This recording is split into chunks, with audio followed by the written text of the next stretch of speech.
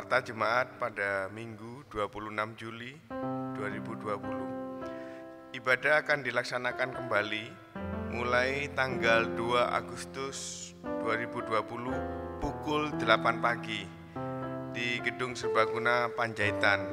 Mohon jemaat yang hadir dapat mengikuti peraturan sesuai dengan protokol kesehatan seperti yang sudah diberitakan melalui WhatsApp atau channel YouTube.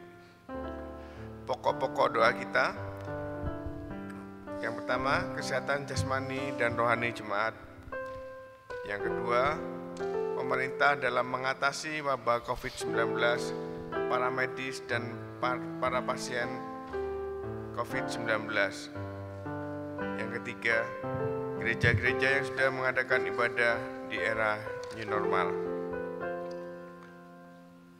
Pengurus mengucapkan terima kasih kepada Bapak, Ibu, Saudara yang telah memberikan persembahan melalui transfer maupun yang diberikan ketika beribadah.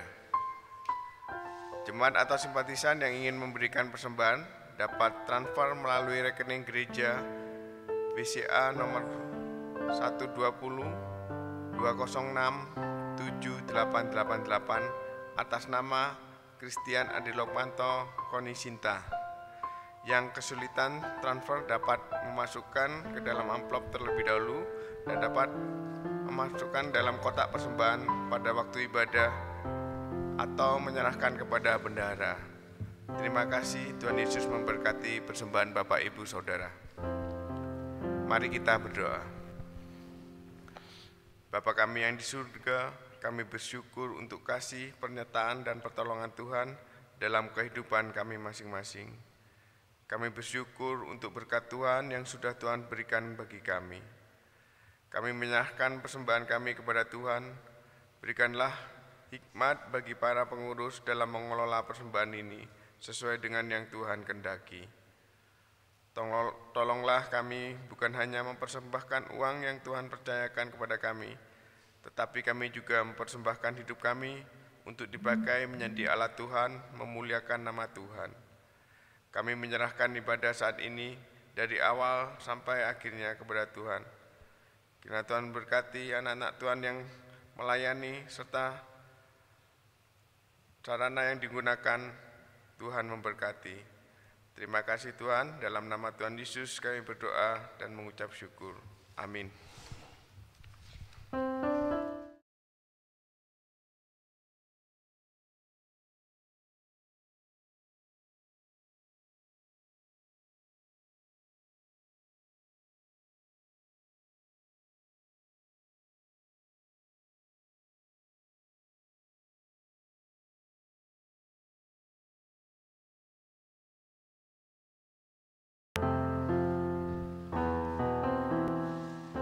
Shalom, selamat pagi Bapak Ibu Saudara yang terkasih dalam Tuhan.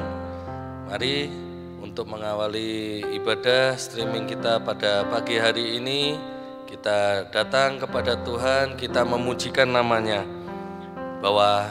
dan kita meyakini bahwa Allah kita Allah yang penolong abadi. Silakan Bapak Ibu jemaat mengambil sikap berdiri dan kita mengambil saat teduh sejenak.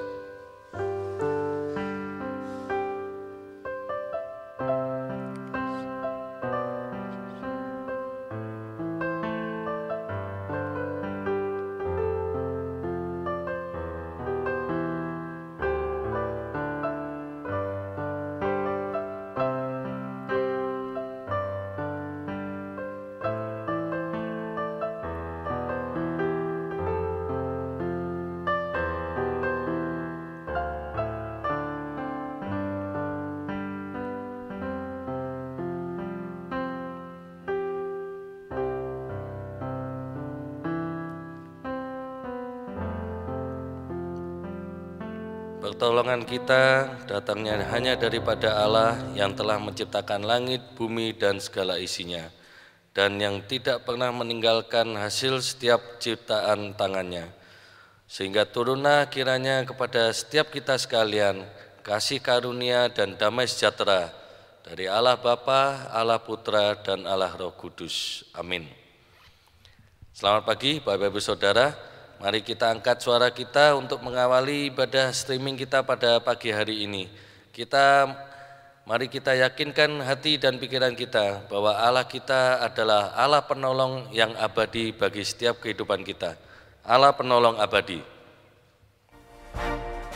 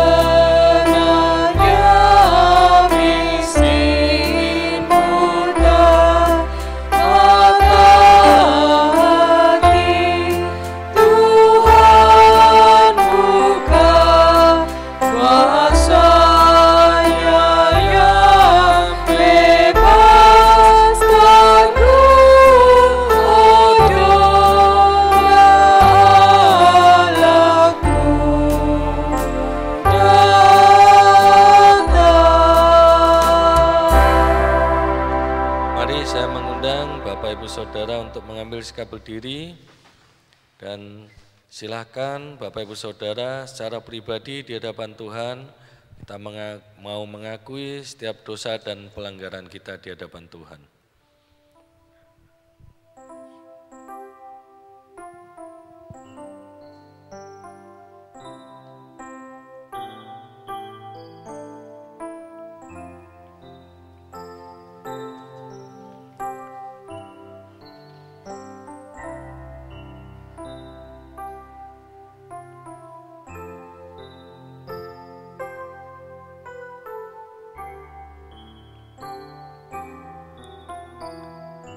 Bapa kami yang bertata dalam kerajaan surga, kami mengucap syukur ya Tuhan untuk anugerah-Mu yang telah kami rasakan sampai dengan pagi hari ini.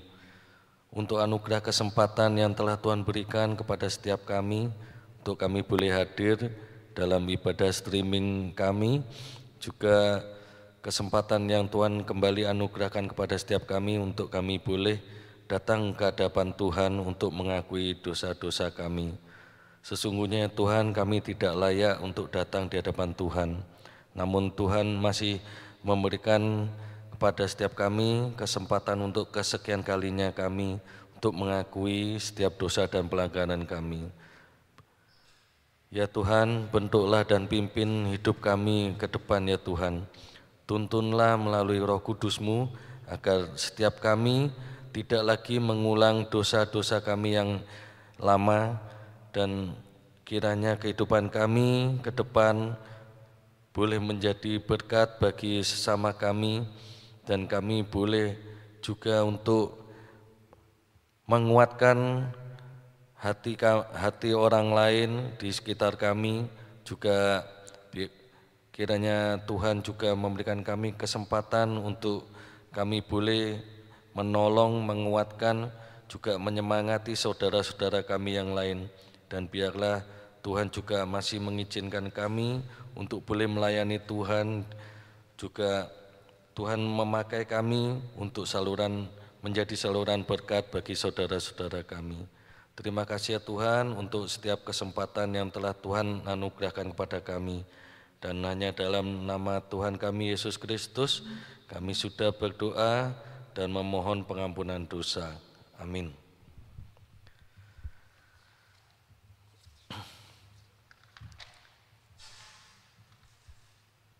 Berita anugerah yang telah Tuhan berikan kepada kita pada pagi hari ini diambil dari kitab Mazmur pasal 78 ayatnya yang ke-38.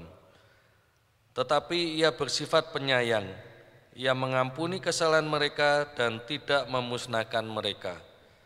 Banyak kali Ia menahan murkanya dan tidak membangkitkan segenap amarahnya. Mari setiap kita yang sudah diberikan kesempatan untuk mengakui setiap dosa dan pelanggaran, dan Tuhan berkenan untuk mengampuninya, marilah kita bertekad untuk menjalani sisa kehidupan yang masih Tuhan anugerahkan seturut dengan petunjuk hidup baru. Kita baca bersama-sama. Jangan lagi kamu saling mendustai, karena kamu telah menanggalkan manusia lama serta kelakuannya, dan telah mengenakan manusia baru yang terus-menerus diperbarui untuk memperoleh pengetahuan yang benar menurut gambar kaliknya. Kolose 3 ayat 9 dan yang ke-10. Jemaat dipersilahkan duduk. Mari kita angkat suara kita sekali lagi untuk memuji dan memuliakan Tuhan. Kita bertekad untuk melayani Tuhan sampai dengan akhir hidup kita, sampai akhir hidupku.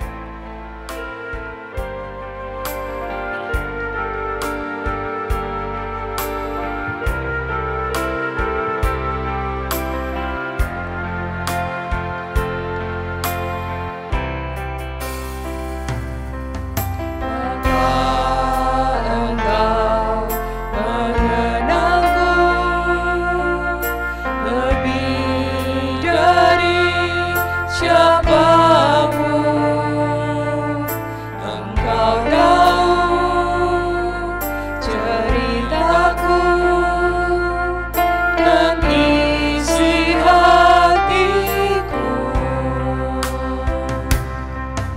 Tak peduli masa lalu, Engkau tetap memilihku. Ubahkanku, sempurnakan jadi karya yang indah. Ini aku percaya, tiada yang mustahil bagimu. Kuasa-Mu kuatkanku, dasarku berharap.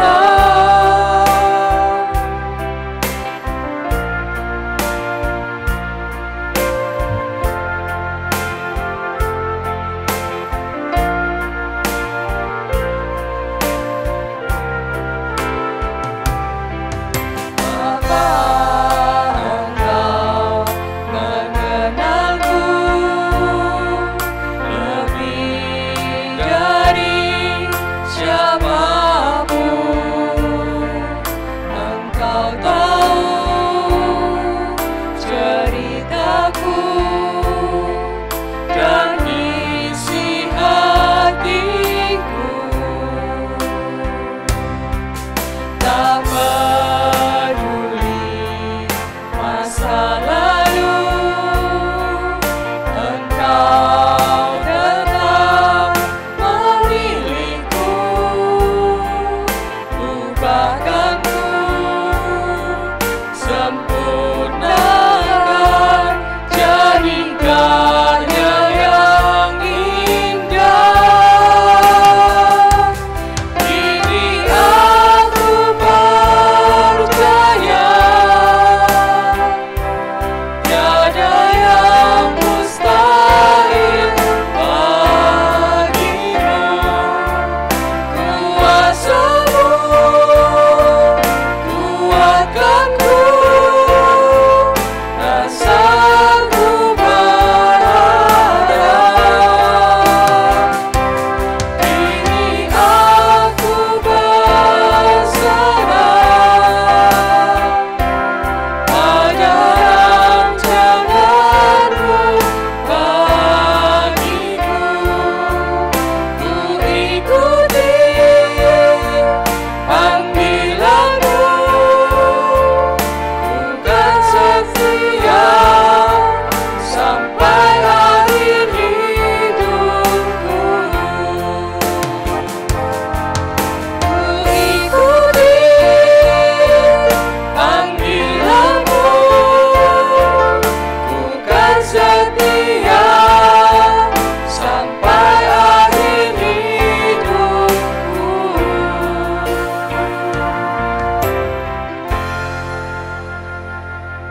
Mari saya mengundang Bapak Ibu Saudara untuk mengambil sikap berdiri. Mari kita bersama-sama mengikrarkan pengakuan iman kita seturut dengan pengakuan iman rasuli. Pengakuan iman rasuli. Aku percaya kepada Allah, Bapa yang Maha Kuasa, Khalik langit dan bumi, dan kepada Yesus Kristus, anaknya yang tunggal Tuhan kita, yang dikandung dari Roh Kudus, lahir dari anak darah Maria, yang menderita sengsara di bawah pemerintahan Pontius Pilatus, disalibkan, mati dan dikuburkan, turun ke dalam kerajaan maut, pada hari yang ketiga bangkit pula dari antara orang mati, naik ke surga, duduk di sebelah kanan Allah Bapa yang Maha Kuasa, dan dari sana Ia akan datang untuk menghakimi orang yang hidup dan yang mati. Aku percaya pada Roh Kudus, gereja yang kudus dan am, persekutuan orang kudus, pengampunan dosa, kebangkitan tubuh, dan hidup yang kekal. Amin. Jemaat dipersilakan duduk kembali. Tiba saatnya kita akan diisi untuk berkat rohani yang akan disampaikan oleh Evangelis Ronald Firman. Namun sebelumnya kita siapkan hati dan pikiran kita angkat kembali suara kita, pribadi yang mengenal hatiku.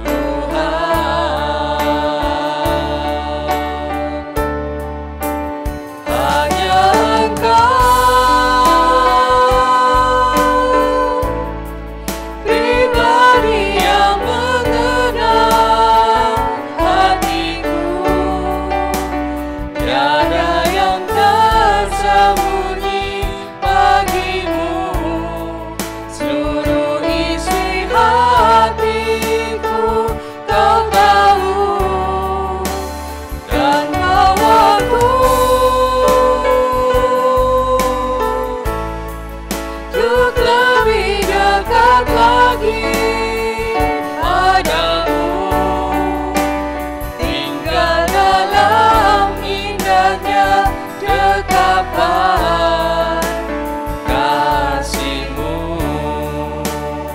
Seperti rusa yang haus rindu aliran sungai. Seperti rusa yang haus rindu aliran sungai-Mu,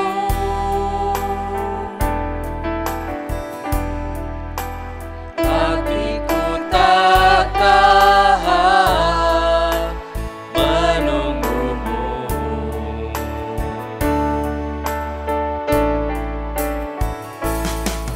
Bagai padang gersang menanti datangnya hujan,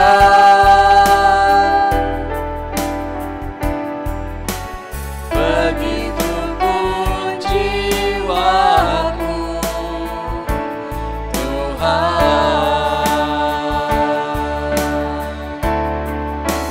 Hanya Engkau pribadi yang mengenal hatiku, tiada yang tersembunyi bagimu. Seluruh isi hatiku Kau tahu, dan bawaku untuk lebih dekat lagi padamu, tinggal dalam indahnya dekapan kasih-Mu.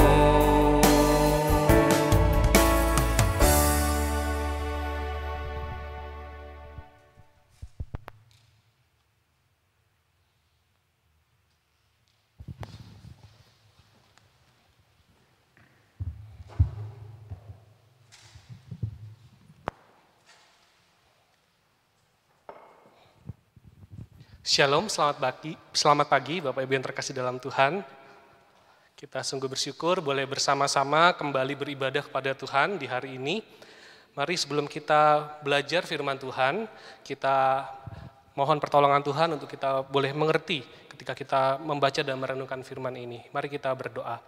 Bapa di surga, kami sungguh mengucap syukur dan berterima kasih untuk kebaikan Tuhan, untuk pemeliharaan Tuhan, sehingga kami boleh bersama-sama hadir di pagi hari ini untuk kami beribadah kepadamu, untuk kami boleh juga diperlengkapi oleh firman-Mu. Pada saat ini ya Tuhan, kami memohon biarlah Allah Roh Kudus menguasai hati dan pikiran kami, menguasai ruangan ini, menguasai jaringan internet yang ada juga, biarlah semua boleh berjalan dengan lancar, sehingga ya Bapa kami boleh bersama-sama dikuatkan, diperbaharui oleh kebenaran firman-Mu, dan biarlah firman-Mu itu ya Tuhan boleh menjadi kehidupan bagi dalam kehidupan kami boleh melakukannya dalam keseharian kami. Terima kasih ya Tuhan, kami menyerahkan diri kami dalam segala keterbatasan kami, biarlah kuasa Tuhan yang memampukan dan menyempurnakan kehidupan kami, untuk kami boleh mengerti dan belajar dari kebenaran firman-Mu. Di dalam nama Tuhan Yesus kami berdoa, amin. Mari bersama kita memperhatikan satu bagian firman Tuhan dari Perjanjian Lama, kitab Nabi Yeremia, pasal 18, ayat 1 hingga ayat yang ke-6. Yeremia 18, ayat 1 sampai ayat yang ke-6. Pelajaran dari pekerjaan tukang periuk. Firman yang datang dari Tuhan kepada Yeremia bunyinya, "Pergilah dengan segera ke rumah tukang periuk. Di sana aku akan memperdengarkan perkataanku kepadamu. Lalu pergilah aku ke rumah tukang periuk, dan kebetulan ia sedang bekerja dengan pelarikan. Apabila bejana yang sedang dibuatnya dari tanah liat di tangannya itu rusak, maka tukang periuk itu mengerjakannya kembali menjadi bejana lain menurut apa yang baik pada pemandangannya. Kemudian datanglah firman Tuhan kepadaku bunyinya, masakan aku tidak dapat bertindak kepada kamu seperti tukang periuk ini, hai kaum Israel? demikianlah firman Tuhan, sungguh seperti tanah liat di tangan tukang periuk, demikianlah kamu di tanganku, hai kaum Israel. Bapak Ibu, Nabi Yeremia adalah seorang yang diutus Tuhan untuk memberitakan firman Tuhan kepada umat Israel, kepada umat Allah di kerajaan Yehuda. Yaitu untuk memberitakan berita pertobatan, juga untuk memberitakan berita penghukuman atas dosa dan pelanggaran yang dilakukan oleh Yehuda. Dan Nabi Yeremia ini adalah seorang yang memiliki hati yang lembut. Ya, ketika ia melihat bagaimana umat Yehuda begitu rusak kehidupannya, ia begitu sedih. Ketika ia melihat bahwa Tuhan akan menghukum umat Yehuda, hatinya begitu sedih. Sehingga Yeremia ini disebut sebagai seorang yang selalu meratap, ya, sehingga juga kitab ratapan itu juga ditulis oleh Yeremia. Hidupnya rasanya tulisan-tulisannya begitu banyak kesedihan, begitu banyak kekecewaan. Tetapi Tuhan dalam bagian ini memberitakan, ya, mengajar Yeremia untuk dia mengenal hati Tuhan, untuk mengenal apa yang Tuhan lakukan, sehingga Yeremia tidak berlarut-larut dalam kesedihannya, ia tidak putus asa di dalam kekecewaannya melihat realita yang terjadi, tetapi ia boleh semakin mengerti Tuhan dan ia boleh bekerja menjalankan panggilannya sebagai Nabi Tuhan. Dan di saat itu Tuhan memerintahkan untuk pergi ke rumah tukang periuk. Ya, di sana dikatakan firman Tuhan datang kepadaku, kepada Yeremia bunyinya, pergilah dengan segera ke rumah tukang periuk. Di sana aku akan memperdengarkan perkataan-perkataanku kepadamu. Jadi Tuhan memerintahkan Yeremia untuk belajar dari kehidupan yang sederhana. Bukan dari kehidupan para raja, bukan kehidupan nabi-nabi sebelumnya atau nabi-nabi yang ada bersama melayani Yeremia, tapi ke tukang periuk. Mengapa tukang periuk? Karena Yeremia ini dicatat sebagai anak seorang imam. Ya, dia tahu hukum Taurat dan ketika ia melihat tanah liat, ia juga mengingat bagaimana Tuhan membentuk manusia. Ya, dari Kejadian 1, Tuhan membentuk manusia, ya, dari tanah liat, dari debu dan tanah. Sehingga ketika Yeremia melihat tanah liat, melihat tukang periuk yang sedang membentuk tanah liat, ia juga mengingat bagaimana Tuhan membentuk manusia. Dan Tuhan mengatakan seperti tukang periuk yang membentuk tanah liat, Tuhan pun membentuk kehidupan manusia. Seorang tukang periuk yang ahli tentu nggak asal-asalan buat ngambil tanah liat, lalu taruh di mejanya yang ada bisa muter begitu. Bikin apa ya? Ya udah diputar aja. Nanti mau jadi apa jadilah. Nggak seperti itu. Tetapi tukang periuk yang baik adalah dia tahu dengan tanah liat ini dia akan membentuk apa. Dia akan memakai tanah liat ini untuk menjadi apa. Demikian juga Tuhan. Tuhan itu mempunyai rancangan dalam kehidupan manusia. Tuhan memikirkan apa yang dibuat, apa yang akan dilakukan, apa yang menjadi tujuan Tuhan membentuk manusia. Seperti tukang periuk yang memikirkan mau buat kendi, mau buat piring, mau buat mangkok, ya. Demikian juga Tuhan membentuk manusia. Tuhan membentuk manusia dengan satu tujuan. Tuhan menjadikan kita masing-masing dengan suatu tujuan. Jadi kehadiran kita di tengah keluarga kita, kehadiran kita di tempat ini, kehadiran kita di lingkungan pekerjaan kita, kehadiran kita di lingkungan pertemanan kita, bukanlah suatu kebetulan, bukanlah tiba-tiba terjadi, tetapi semua ada di dalam rancangan Tuhan, semua ada di dalam kendali Tuhan. Ya, pertanyaannya adalah, sudahkah kita tahu mengapa Tuhan menempatkan kita di tengah keluarga kita? Ya, kenapa sih aku lahir di sini? Kenapa aku mempunyai pasangan seperti ini? Kenapa anak-anakku seperti ini? Ya, kenapa mertuaku seperti ini? Kenapa menantuku seperti ini? Sudahkah tanya, mengapa ya Tuhan memberikan aku kehadiranku di tengah-tengah keluarga ini? Mengapa Tuhan memberikan aku di tengah-tengah pelayanan ini? Mengapa Tuhan memberikan aku di tengah-tengah pekerjaan, di tengah lingkungan teman-teman rekan-rekan yang seperti ini? Sudahkah kita bertanya pada Tuhan? Atau sudahkah kita tahu tujuan apa yang ingin Tuhan capai melalui kehidupan kita? Ya, jadi kita mesti bertanya, jangan cuma tanya, hei kamu ngapain di sini? Tapi aku ngapain ya di sini? Gitu ya. Bukan cuma mengingatkan kamu ngapain di sini, tapi aku juga mau ngapain ya di sini? Supaya kita ingat, supaya kita senantiasa tahu. Ternyata ada yang lebih dari keinginan kita, ada yang lebih dari pikiran kita, yaitu tujuan Tuhan menciptakan kita, tujuan Tuhan membentuk kita, tujuan Tuhan menempatkan kita. Tentu ada tujuannya. Ya, atau sudahkah kita bertanya pada Tuhan? Ya. Kalau belum tanya, mari bertanya. Oleh sebab itu penting sekali bagi kita untuk kita senantiasa dekat pada firman Tuhan. Hari lepas hari biarlah kehidupan kita, kalau dekat dengan Tuhan kita akan mengerti. Setidaknya kita mengenal Tuhan, kita mengenal sifat Tuhan, kita mengenal bagaimana Tuhan melalui firman-Nya memimpin bangsa Israel, memilih bangsa Israel, menyelamatkan kita ya dari perjanjian lama sampai perjanjian baru, perjalanan yang begitu panjang mengenai Tuhan, mengenai kasih Tuhan, juga mengenai manusia, dan itu akan menolong kita untuk semakin tahu posisi kita di hadapan Tuhan. Ketika kita tahu tujuan kita, ketika kita tahu apa yang harus kita lakukan, hidup kita itu akan fokus. Yang kita kerjakan itu jelas. Yang kita kerjakan itu jelas sehingga yang kita lakukan itu bisa berdampak besar. Ya, contoh terbesar atau teladan terbesar kita Tuhan Yesus. Kehidupannya di bumi 33,5 tahun atau 34 tahun ya, sekitar itu. Tetapi Tuhan Yesus tahu dengan jelas untuk apa dia datang. Ya, dan dampaknya begitu besar. Ya, Paulus juga ketika dia bertemu dengan Tuhan, dia berjumpa dengan Tuhan. Tuhan memanggil dia tahu tujuannya untuk memberitakan kabar keselamatan kepada bangsa-bangsa non-Yahudi. Dengan waktu yang singkat gitu ya, Paulus bisa berdampak besar. Saya juga mengingat satu tokoh musik di abad pertengahan, Johann Sebastian Bach dari Jerman. Dia berkata bahwa Tuhanlah yang menciptakan nada-nada indah yang bisa didengar dan dinikmati oleh manusia.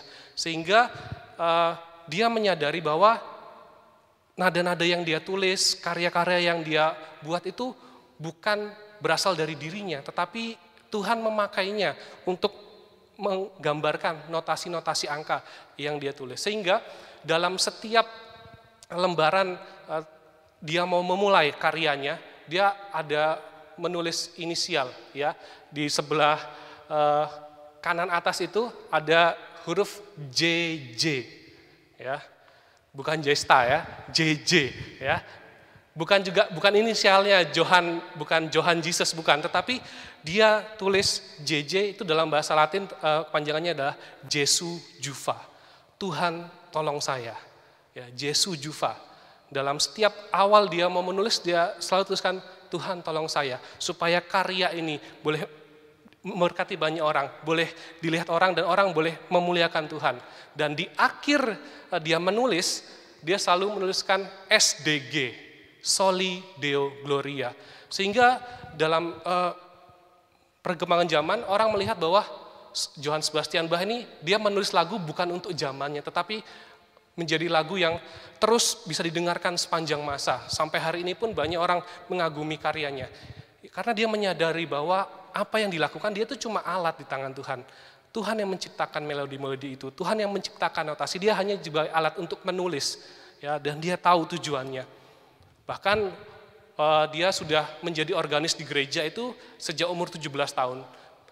Dan ada kendala ketika masa kegelapan itu disebutkan bahwa gereja-gereja itu menganggap organ itu adalah musiknya setan. Ya, jadi di abad 17-an awal itu organ-organ semua di gereja-gereja, pipe organ itu banyak dibakar. Ya, sehingga sangat sulit sekali ditemukan juga zaman sekarang pipe organ yang bagus, yang utuh dari zaman itu.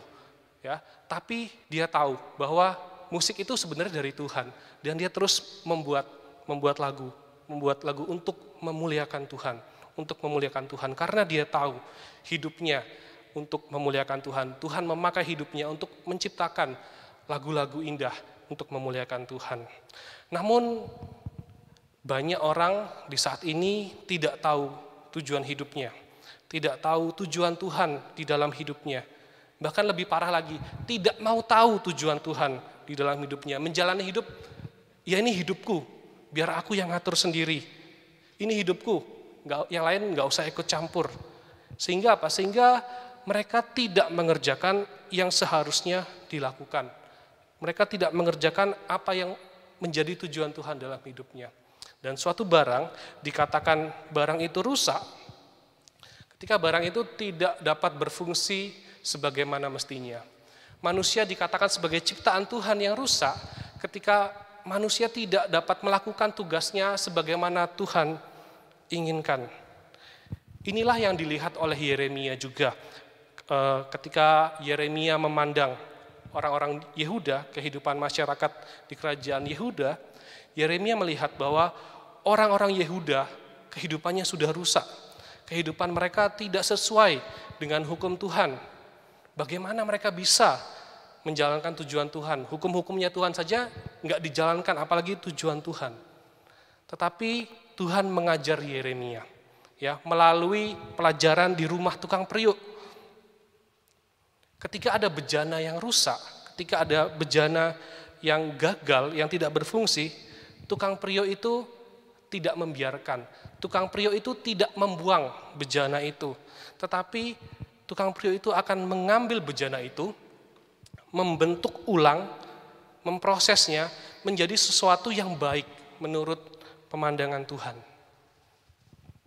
Jadi tukang periuk itu tidak membiarkan. Mungkin ada setelah membuat, waktu dikeringkan, dilihat ada retakan.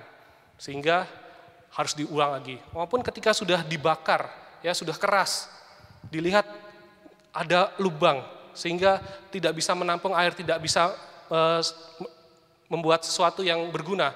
Akhirnya tukang periuk itu apa? Mengambil lagi, memprosesnya. Yang sudah keras dihancurkan lagi, dihaluskan, dibuat jadi adonan dan dibentuk lagi sebagai tanah liat. Itu yang Tuhan lakukan. Dan Tuhan menciptakan manusia itu dengan luar biasa. Tuhan menciptakan kita dari tanah liat, tetapi Tuhan juga memperlengkapi kita dengan kemampuan berpikir. Kita dibuat dari tanah liat, tetapi kita juga diberikan kecerdasan, kita diberikan pemahaman, kita diberikan perasaan, dan kita diberikan kehendak. Kehendak untuk taat pada Tuhan, maupun kehendak untuk memberontak pada Tuhan. Tuhan menciptakan manusia dengan luar biasa. Kemarin saya ikut seminar, webinar di Zoom, dikatakan manusia itu memiliki 8 kecerdasan, ya. Namun yang dominan hanya beberapa, ya. Menciptakan begitu unik, ada enzim-enzim dalam tubuh kita yang bisa membentuk perilaku kita, ya. Dan itu setiap orang dibuat unik oleh Tuhan, setiap orang diberikan berbeda dengan kemampuan, kelebihan dan kekurangan, ya. Dan tujuan kita untuk apa? Untuk semakin mengenal Tuhan, mengenal diri kita, sehingga kita tahu apa yang harus kita lakukan dengan segala kecerdasan, ya, yang Tuhan sudah titipkan, yang sudah Tuhan percayakan pada kita.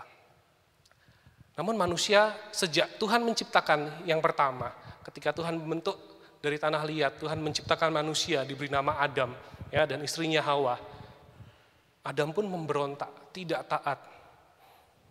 Tapi ketika tidak taat, apakah Tuhan membiarkan? Tidak. Apakah Tuhan membinasakan? Apakah Tuhan membuang? Tidak. Tuhan datang, ya. Tuhan mengambil lagi, membentuk, memproses kembali bejana yang rusak tadi untuk dijadikan baru, untuk diubahkan menjadi sesuatu yang dapat digunakan, menjadi sesuatu yang baru, yang baik menurut pemandangan Tuhan. Itulah Tuhan yang penuh kasih. Ya, dia katakan kepada Yeremia di ayat yang ke-11, dikatakan, sebab itu katakanlah kepada orang Yehuda dan kepada penduduk Yerusalem, beginilah firman Tuhan, sesungguhnya aku ini sedang menyiapkan malapetaka terhadap kamu dan merancangkan rencana terhadap kamu. Baiklah kamu masing-masing bertobat dari tingkah langkahmu yang jahat dan perbaikilah tingkah langkahmu dan perbuatanmu. Tuhan sedang mempersiapkan malapetaka, tetapi juga dikatakan Tuhan sudah punya rencana di balik itu.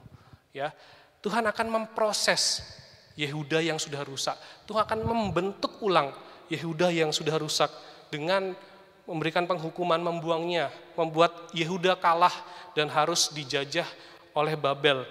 Mereka orang-orang Yerusalem akan dibawa ke Babilonia. Ya, sebagai proses Tuhan, sebagai pemurnian Tuhan, dibentuk ulang lagi, dihancurkan lagi, ya, diadon lagi, diayak lagi, sehingga umat Israel boleh dibentuk ulang untuk semakin mengerti maksud dan rencana Tuhan. Sehingga Tuhan mengatakan nggak berhenti sampai dihukum saja, tetapi ketika kamu sudah melewati itu, kamu tinggalkan kehidupanmu yang lama, bertobatlah dari tingkah langkahmu, bertobatlah dari perbuatanmu yang jahat.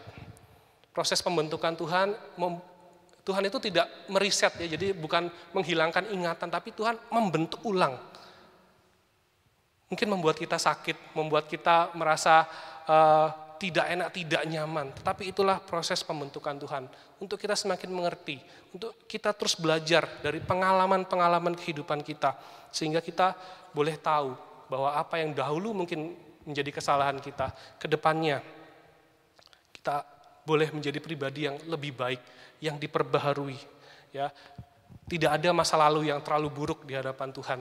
Ya, Tuhan bisa memakai pengalaman-pengalaman pahit, pengalaman-pengalaman buruk. Tuhan bisa memakainya untuk menjadikan kita orang yang penuh perubahan, menjadikan kita menjadi saluran berkat untuk banyak orang. Proses pembentukan itu memang tidak mudah. Proses pembentukan itu tidak sebentar. Ya, bahkan umat Israel di Babilonia akan menjalani penghukuman itu selama 70 tahun. Ya, ada 2 generasi yang akan lahir di negara lain dan ia harus kembali, nanti akan dibawa kembali ke Yerusalem. Tetapi itulah proses yang Tuhan izinkan, yang Tuhan lakukan agar umat Israel kembali mengingat dan kembali mengenal Tuhan. Proses-proses yang berat, kegagalan-kegagalan, kekecewaan-kekecewaan. Itulah yang dibentuk ulang untuk kita bisa kembali masuk menjalani kehidupan yang baru di dalam Tuhan. Kegagalan manusia, ketidaktaatan kita itu tidak merubah akan rencana Allah. Yang berubah adalah kehidupan kita. Ya, rencana Allah tetap, rencana Allah tidak berubah. Ketika kita berdosa, ketika kita melakukan pelanggaran, rencana Allah tidak berubah karena kegagalan kita. Tapi apa? Tuhan mau mengubahkan kehidupan kita, membawa kita kembali untuk masuk ke dalam rencananya. Ketika kita tidak dapat berfungsi baik, maka Allah akan membawa kita pada pembentukan ulang. Hal yang mungkin menyakitkan. Tetapi Ia mau memakai kita, Ia masih mau ya membentuk kita ulang, menjadikan yang baik menurut pandangannya yang masih bisa dilakukan. Ya, karena itu adalah wujud kasih Allah. Karena itu adalah wujud kepedulian Allah. Allah tidak membiarkan, Allah tidak membuang, Allah tidak meninggalkan yang rusak itu. Tapi Allah mengambil, memproses, menghancurkan menjadi debu mungkin. Tetapi itulah bukti kasih Allah. Kasih Allah kok nggak enak ya? Ngomong, aduh Allah mengasihi aku, tapi kok nggak enak ya kasih Allah gitu ya.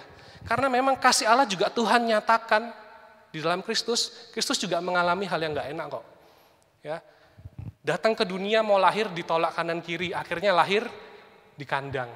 Ya, memberitakan berita pengajaran, banyak orang yang mengikuti, dihianati oleh muridnya sendiri, disalib, dicemooh. Ya, kasih Tuhan pun Tuhan lakukan, Dia melakukan hal yang tidak enak. Wujud kasih Tuhan, Ia mengorbankan dirinya, menyerahkan, menghancurkan, membiarkan dirinya hancur untuk membentuk kita semua, membentuk ulang kita. Maka kita pun juga diizinkan untuk mencicipi apa yang sudah Tuhan lakukan, sedikit saja ya daripada yang sudah Tuhan alami. Tuhan sudah mengalami penderitaan yang begitu besar, penderitaan yang mungkin hanya Tuhan Yesus saja yang mengalami itu semua. Ya, penderitaan kita, pergumulan kita, persoalan kita, itu semua sudah dialami oleh Yesus. Yesus mengerti. Makanya Dia mau membentuk kita, membentuk ulang kita, memproses kita. Ya, karena Dia mau memakai kita. Karena Tuhan Yesus mengasihi kita. Tuhan mengizinkan itu semua agar kita boleh menjadi sesuatu yang indah bagi Tuhan. Allah yang membentuk. Ya, tanpa Allah kita hanyalah debu tanah, tidak berarti. Tapi Allah membentuk kita, Allah mau memakai kita. Artinya Tuhan mempunyai tujuan, Allah membentuk kita untuk menjalankan tujuannya. Dan Allah tetap mengasihi kita, tidak membiarkan kita rusak, tidak membuang kita ketika kita rusak.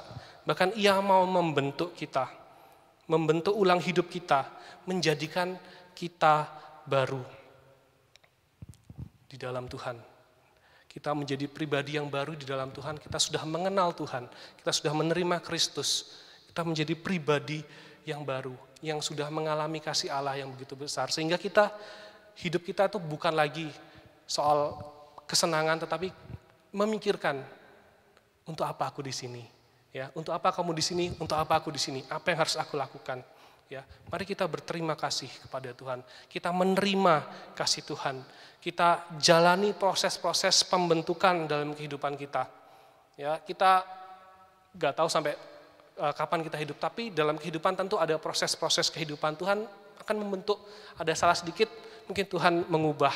Tuhan mungkin mengikis, ya, ataupun bahkan juga Tuhan menghancurkan. Tetapi Tuhan mau memakai kita untuk menjadikan kita kepunyaan Tuhan yang menjalankan tujuan kita, baik di rumah kita, di dalam pekerjaan kita, di dalam pertemanan kita, dimanapun juga. Sehingga kehidupan kita, ya, yang hancur ini, kehidupan yang mungkin nggak ada apa-apanya, kita melihat dan merasa pengalaman-pengalaman yang buruk saja yang terjadi, tetapi Tuhan mau memakai itu. Tuhan tidak membiarkan kita, dan Tuhan mau memakai kita untuk kemuliaan-Nya. Bila firman Tuhan menolong kita, ya, seberapapun apapun keadaan kita, apapun pengalaman kita, mari kita taat pada Tuhan. Kita menerima segala proses itu untuk kita menjadi pribadi yang baru, menjalani kehidupan di dalam Tuhan. Mari kita berdoa. Bapa di surga, kami sungguh mengucap syukur dan terima kasih. Firman-Mu ya Tuhan mengingatkan kami bahwa tanpa-Mu kami hanyalah debu dan tanah. Tetapi Engkau mau memakai kami, Engkau mau membentuk kami. Meskipun juga ya Tuhan dalam kehidupan kami seringkali menyimpang, kami melawan Engkau, kami tidak taat kepadamu, Engkau tidak membiarkan kami, Engkau tidak melepaskan kami, tetapi Engkau mengambil kami, membentuk kami, memproses kami ya Tuhan. Karena Engkau begitu mengasihi kami. Bahkan Engkau juga membiarkan dirimu hancur, menderita bagi setiap kami, untuk kami dapat menerima pengampunan dari Allah, untuk kami dapat merasakan kasih Tuhan. Ya Bapa, kami mohon agar kami ya Tuhan senantiasa mengingat akan kasih Tuhan, mengingat akan proses-proses yang Tuhan izinkan, pengalaman-pengalaman buruk, biarlah itu boleh menjadi pengalaman kami boleh melihat ke belakang bagaimana kebodohan kami, bagaimana keteledoran kami, tapi di dalam Tuhan kami boleh melewatinya, dan di dalam Tuhan mau mengubahkan kami sehingga kami boleh menjadi pribadi-pribadi yang baru, yang semakin serupa dengan Kristus, yang boleh menyatakan kasih Tuhan dimanapun kami berada, di tengah keluarga kami, di dalam pekerjaan kami, di dalam lingkungan kami berelasi, di dalam pelayanan kami. Biarlah itu semua ya Tuhan kami boleh kerjakan sebagai sesuatu yang sesuai dengan tujuan Tuhan. Terima kasih ya Tuhan, menyerahkan kehidupan kami, segala pergumulan kami. Biarlah kuasa Tuhan dan kasih Tuhan, anugerah Tuhan memampukan dan menguatkan kami boleh menjalani kehidupan kami di dalam Engkau. Di dalam nama Tuhan Yesus kami berdoa. Amin. Saya kembalikan kepada pemimpin pujian.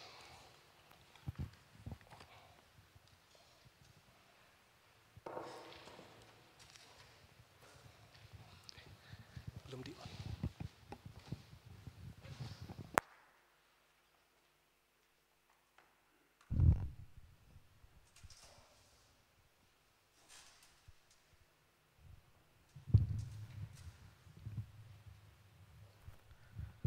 Terima kasih pada hambanya, Evangelis Ronald Firman, yang telah memberitakan firman Tuhan. Dan pada Bapak Ibu Saudara yang terkasih dalam Tuhan, marilah kita merendahkan hati kita agar kita mau dibentuk seturut dengan kehendak Tuhan. Dan bila saat ini kita sedang mengalami suatu pergumulan, Secara manusia kita merasakan sakit, kita juga dijauhi oleh teman kita, saudara kita, namun yakinlah bahwa hanya ada Tuhan sebagai penolong sejati kita. Mari kita menaikkan doa syafaat. Saya akan memimpin dalam doa, silakan Bapak, Ibu, Saudara mengaminkannya dalam nama Tuhan Yesus. Mari kita berdoa. Bapa kami yang di surga, pada pagi hari ini ya Tuhan, untuk kesekian kalinya Tuhan masih memberikan kesempatan kepada kami, untuk kami boleh memuji, memuliakan nama Tuhan. Kami juga mengucap syukur ya Tuhan, untuk anugerah kesehatan yang masih Tuhan anugerahkan kepada setiap kami, sehingga kami Tuhan tetap antar kami untuk boleh mengikuti ibadah live streaming ini, baik yang di gedung maupun yang ikut menyaksikan juga ikut mengikuti ibadah live streaming ini di rumah masing-masing. Kami juga mengucap syukur ya Tuhan untuk setiap pertolongan Tuhan yang telah kami rasakan sampai dengan saat ini. Kami juga memohon pertolongan Tuhan, kiranya Tuhan memberkati setiap para ahli dimanapun mereka berada dan siapapun yang Tuhan akan pakai untuk menemukan sebuah obat antivirus corona ini, sehingga mereka boleh Tuhan pakai menjadi berkat bagi manusia pada umumnya, sehingga melalui obat antivirus yang nantinya akan ditemukan oleh para ahli, mereka boleh menjalani kehidupan mereka seperti sedia kala dan mereka akan semakin yakin akan pertolongan Tuhan, akan campur tangan Tuhan selama dalam menjalani kehidupan mereka dalam masa-masa COVID-19 ini. Kami mengucap syukur ya Tuhan untuk setiap anak-anak Tuhan yang telah Tuhan pakai menjadi saluran berkat bagi banyak orang di luar sana. Kami mengucap syukur ya Tuhan, kiranya melalui pimpinan Tuhan juga hikmat daripada Tuhan, Tuhan masih berkenan memberikan setiap kami kesempatan untuk boleh lebih giat lagi melayani Tuhan, dan biarlah kami boleh melayani Tuhan dengan penuh sukacita. Kami juga berdoa ya Tuhan, kiranya Tuhan juga menjamah setiap saudara-saudara kami yang sedang mengalami kelemahan tubuh, juga mengalami dalam masa-masa pengobatan. Kami juga berdoa untuk setiap para medis yang sampai saat ini masih berjuang untuk merawat dan mengobati setiap pasien yang positif terkena virus COVID-19 ini. Kiranya Tuhan memberkati, Tuhan menjaga kesehatannya, juga Tuhan memberkati keluarganya, dan biarlah kami boleh saling bergandeng tangan, boleh saling mendukung, saling mendoakan, dan saling menguatkan dengan yang lain. Terima kasih ya Tuhan untuk setiap kesempatan yang telah Tuhan anugerahkan kepada kami. Hanya dalam nama Tuhan kami Yesus Kristus, Tuhan yang sudah menolong kami dan yang sudah mengajarkan kami untuk berdoa. Bapa kami yang di surga, namamu, datanglah kerajaanmu, jadilah kehendak-mu di bumi seperti di surga. Berikanlah kami pada hari ini makanan kami yang secukupnya, dan ampunilah kami akan kesalahan kami, seperti kami juga mengampuni orang yang bersalah pada kami. Dan janganlah membawa kami dalam pencobaan, tetapi lepaskanlah kami daripada yang jahat. Karena Engkaulah yang mempunyai kerajaan, kuasa dan kemuliaan sampai selama-lamanya. Amin. Kita akan mengakhiri ibadah kita pada pagi hari ini dengan mengembalikan segala kemuliaan hanya kepada Allah Bapa di surga. Kita naikkan doksologi, dan setelah berkat yang akan disampaikan oleh Pendeta Anam Peniase, kita naikkan amin, amin. Bapak Ibu Saudara, dimohon mengambil sikap berdiri.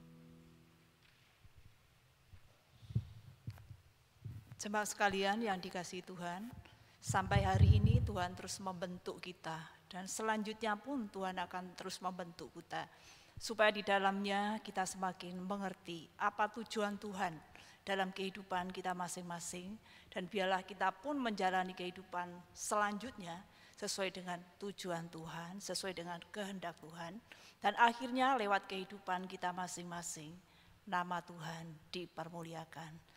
Jemaat sekalian, terimalah berkat Tuhan.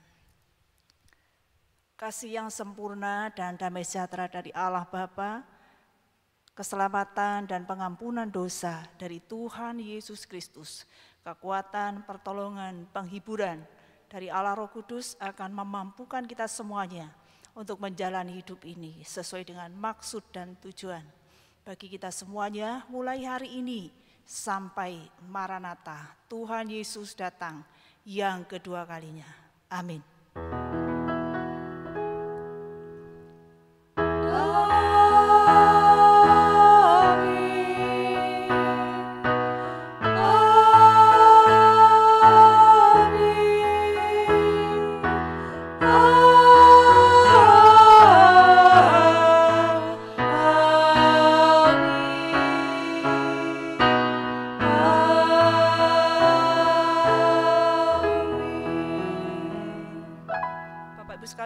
Silakan mengambil sikap saat teduh, silakan duduk. Selamat hari Minggu, Tuhan Yesus memberkati.